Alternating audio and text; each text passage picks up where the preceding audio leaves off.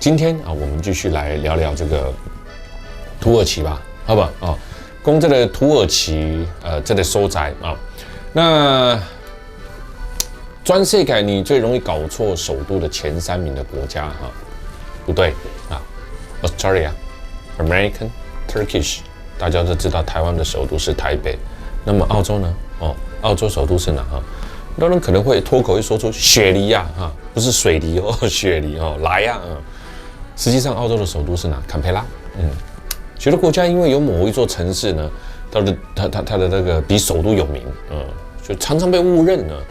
那华盛顿 DC 作为美国最高的政治中心，White House 白宫、美国国会山庄、五角大厦等等它都聚集在这个地方。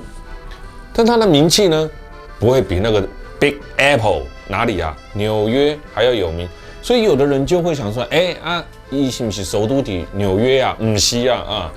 那美国的金融中心是纽约啊，所以呢，它真正的首都是华盛顿Istanbul， 伊斯坦堡哈，是土耳其最大的城市，也是世界遗产，很漂亮，真的很漂亮啊！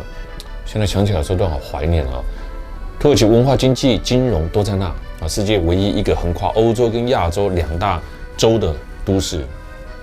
在历史当中，一直是首都哈，今晚不是，但是以前是哈。土耳其独立战争了后，土耳其就将这个首都呢迁到哪里？迁到第2大城安卡拉啊。1战的时候呢，第1次世界大战，土耳其一经扁嘛哈，谁也不得罪他，跟德国盟军一起嘛，所以到后来1战败了嘛。败了怎么办呢？败了以后当然选错边嘛，哈，所以这个很重要哈。国家在选盟友啊，你要选对边啊，哈，有时候跟的边啊，会花一样哈。当时的土耳其就选错边，后来他们的国父叫做什么啊？卡莫尔啊，那他呢，他做了很大的改革，所以对土耳其来讲，一个横跨欧洲、亚洲第1大城市伊斯坦堡。当然，它一直是首都啊，国际化的首都啊。在奥斯曼帝国的时候啊，一直是土耳其的都行啊，对吧？那当这个新任者他要去做的时候，那为什么要把首都迁出伊斯坦堡呢？很多非常，可问我为什么要迁出来，选择在较小的安卡拉？因为当时它靠近爱琴海部分，其实都是那些岛屿都希腊的。为了保护国家的安全呢，土耳其当时都想到了，我把首都迁出伊斯坦堡，那个兵家必争之地，争了几千年嘛。那我选到内陆的中小亚细亚的地方啊，这个地方叫安卡拉哈，旁边又有高山，我把它迁到那边，是不是比较不会有战乱的问题？离海也远啊。因为安卡拉的地理位置比较中间，在土耳其跟伊斯坦堡相比呢，一边要弄山啊，很容易防守。那拥有400多公里的这个战略纵深啊，跟伊斯坦堡，所以在战略等等的安卡拉是一个比较相对安全的位置啊，所以他把它定都在首都安卡拉，它可以有效进攻。而土耳其凯莫尔他几乎是一个非常有名的人啊，因为他在土耳其实行了这个政教分离啊，他进行了政治、经济、文化上面全方面的改革政治，废除了旧奥斯曼伊斯兰的教条。你知道那个宗教势力有多可怕？我们最近有看到阿富汗，对吧？阿富汗，你觉得呢？对不对？你看看那个女生的脸啊，是全蒙起来的，然后用一个网子。为什么？在很多极端主义的伊斯兰分子的思考里面啊，他们认为是什么？女人不能暴露，女人是物品，她就是属于男生的物品。我给你抓。你等下放你出来底，我形象就好，袂使从外口从形象。你去从侵犯了，或者是让人家犯罪去摸了你，那是因为你的问题，因为你露脸给人家看啊，因为你穿太暴露哦，所以对他们来讲，女子无才便是德啊，你不能有太多的受教育，什么都不行，全身从头到脚都包紧紧的，连穿泳衣的时候全身也是包起来。你以为他去游泳不？还以为他是去潜水啊？这是伊斯兰的教条。所以最近我一直看阿富汗的新闻呢，很难过，看CNN 的啦然后看 BBC 的啦，一直觉得很难过，真正不知道为什么社会上一直都是这样。但是有时候认真想一想啊，战争这几千年来好像也没有离开过我们的身边啊，病毒啦、战争啦，好像都是一样啊。所以当时的土耳其的凯末尔他很厉害，他就是把政教分离了，才会有今天土耳其，他让女生可以受教育，女生不用蒙头巾啊。你信宗教，各位信宗教，搞政治跟搞经济那是两码事啊。让女性有投票权，才造就了今天土耳其的地位。这就是它很特别的地方。我们现在在伊斯坦堡玩，对吧？在坐的这个游船，看着美丽的景色啊。但是呢，你在看这个景色的时候，你会认为伊斯坦堡就是它首都，不是？它其实早就已经迁都到安卡拉了。那这就是很特别的土耳其。我们继续看下去，继续游下去哈。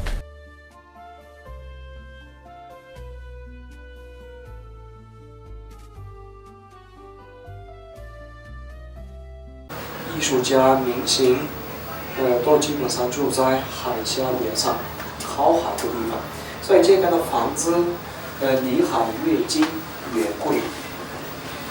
海峡上有2个天然的岛，第一个岛是我们来到了，在左手边是1点钟的方向，上边有3个不同的公司开的地方，第一个是一个游泳池，夏天的时候人特别多。在这个地方游泳的话，感觉是在海里游泳的感觉。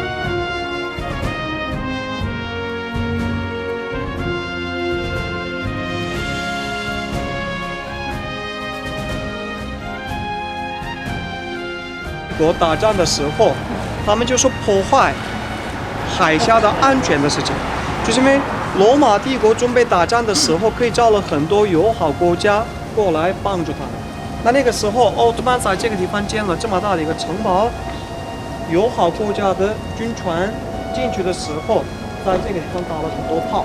你们在外边很多，对吧？还有在里边可以看到很多古老的炮，在里边都可以看到。所以正好在最窄的位置，奥特曼人准备打仗，提前盖出来了这个地方，花了2个月的时间，差不多60天，50天做出来的这个城堡，很厉害的。当时那个时候没有水泥，对吧？也没有在附近也没有这么大的整块石头，所以奥特曼人真的很厉害的，2个月之内做出来的这个地方，基本上的样子40天就做出来了，40天就做出来了。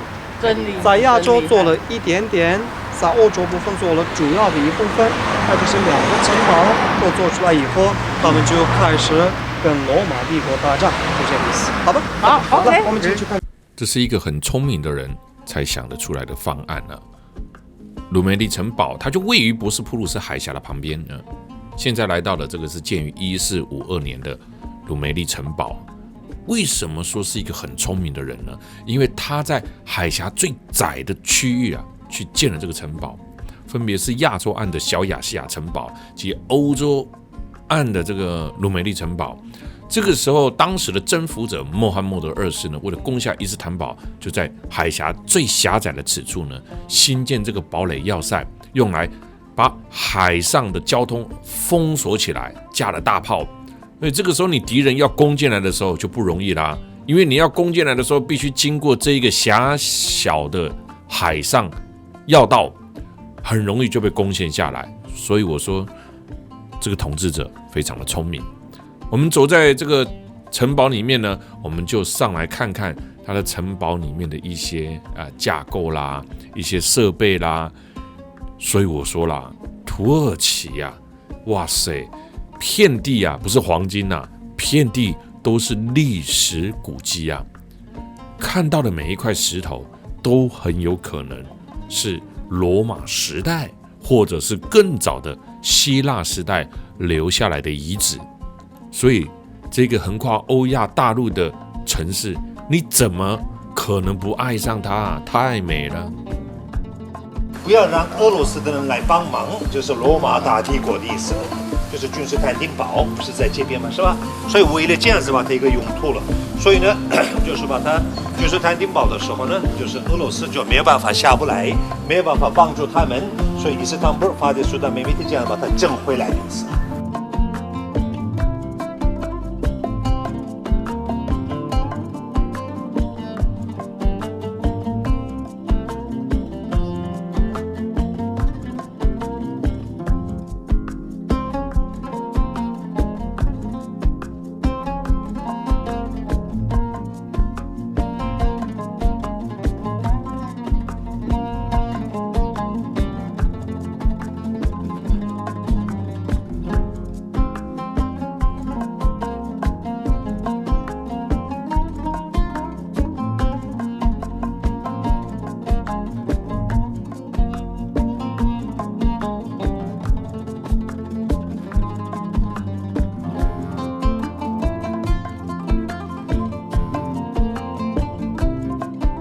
缓停，不要再比耶了啊！在国外，我们会很常看到小学生的户外教学，非常常看到，因为在国外他们的教育方式是，与其坐在教室里面用填鸭式的教育，让你写字、学功课、超前部署，不是超前学习啊，那还不如把你带到户外，让你看看外面的世界啊，呼吸新鲜的空气，而且现场实地教学，尤其是看这些历史，更能够让你了解你身处的这个世界跟这个环境。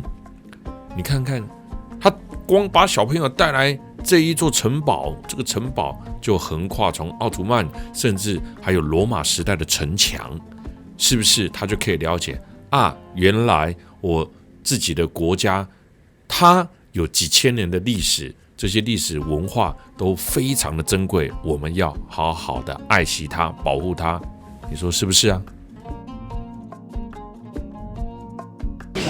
咱今麦来到的是有顶大市集，有顶大市集，但伊斯坦堡是上盖有名的，看过，当然了，今麦这无看过。这个所在非常的大，那地图网进来到处都是可以买东西的地方。现在已经变成伊斯坦堡最有名的观光胜地。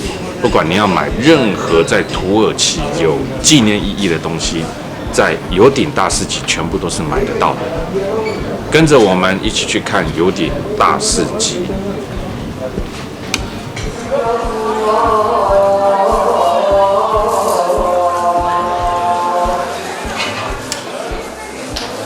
这是难得一见看到的啊，在拜幻塔，在唱祷告。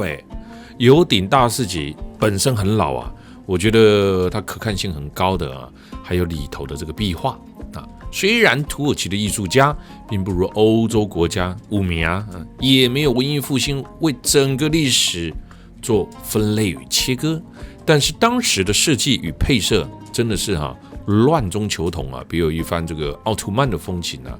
有顶大市集，传统的有顶大市集，这是中东最大的市集，至少有3000家以上的土耳其传统商店，共有20多个出口，琳琅满目的纪念品。拥有500年历史的有顶大市集真久啊，Bazaar 啊，世界上最古老最大的市集之一。你光是内部啊，就有61条巷弄，我的妈呀超过3000间的店铺，谁敢混你啊？中文呢直接翻译就是呢被覆盖的市集啊，翻成呢有顶啊有盖子的大市集，倒是挺生动精确的啊。每天你知道吸引多少人？25万人到40万人次造访，这个就是什么？煮咖啡、煮红茶的啦啊！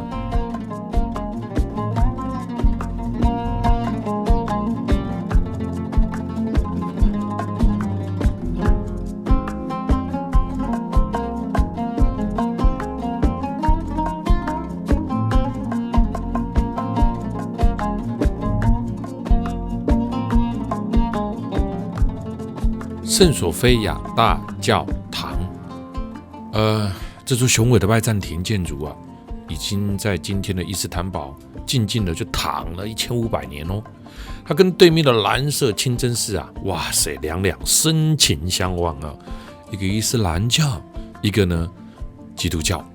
你看着历代帝国的兴衰啊，那也经历过帝国们带来的啊。基督教啦、天主教啦、东正教等等的洗礼。大教堂最早由君士坦丁大帝下令兴建的奥图曼神索菲亚及它的前身建筑啊，一开始是作为东正教教堂而诞生的。查士丁尼大帝的蓝图下的神索菲亚，大致上就确立了今日该建筑的主要的外观啊。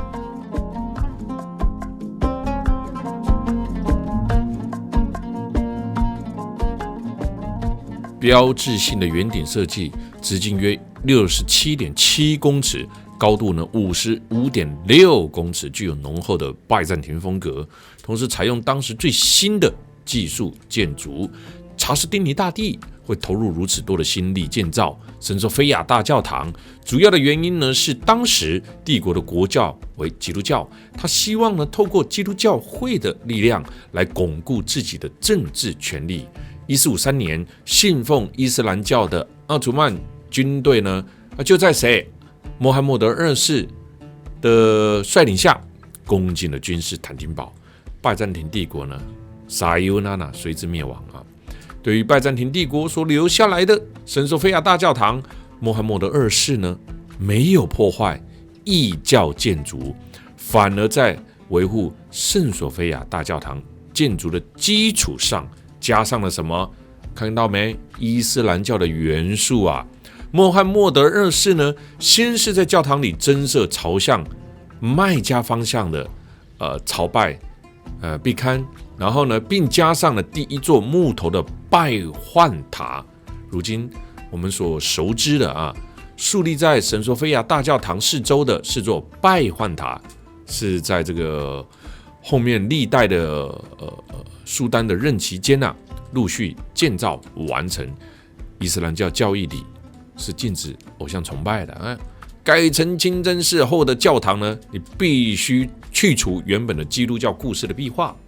所以在1506年呢，奥图曼帝国第8任的苏丹，他没有完全破坏基督教的壁画啊，而是他什么下令呢，将教堂内部各种基督宗教的人物啊、画像的这个马赛克壁画啊，用石灰啊给砍开来掩盖了、遮掩了所以到后来把它重新整建的时候，他们就把这个石灰啊刮下来，反而发现以前的东正教的壁画。也因为当时没有去破坏它，才会为后来的人留下了非常珍贵的文化遗迹哦。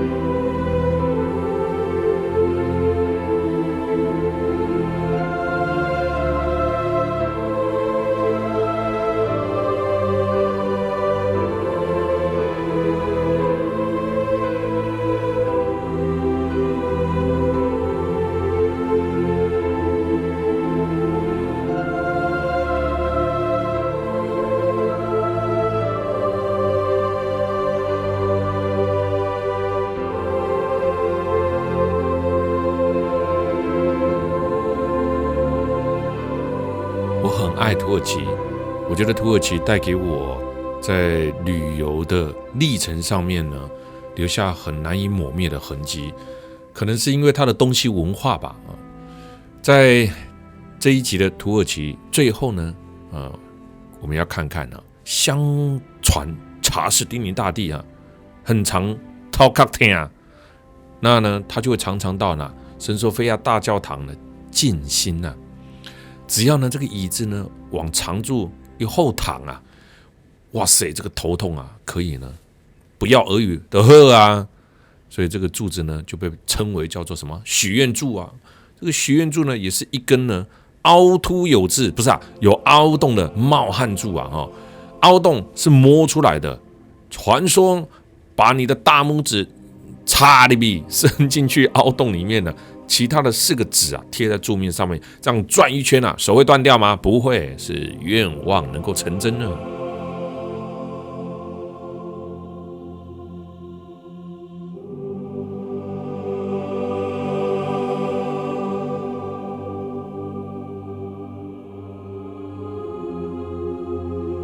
得病呢？安怎啦？咪啦，安尼用啦。哦，安尼用。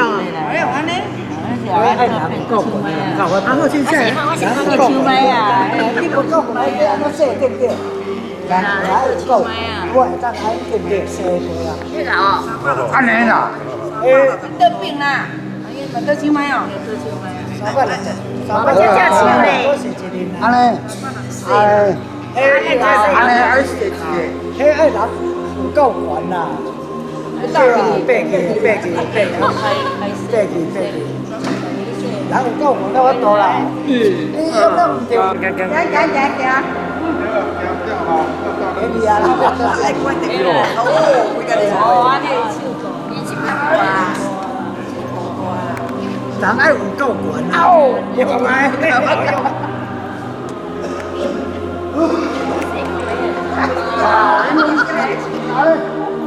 安尼就好哦，安尼，这来这个。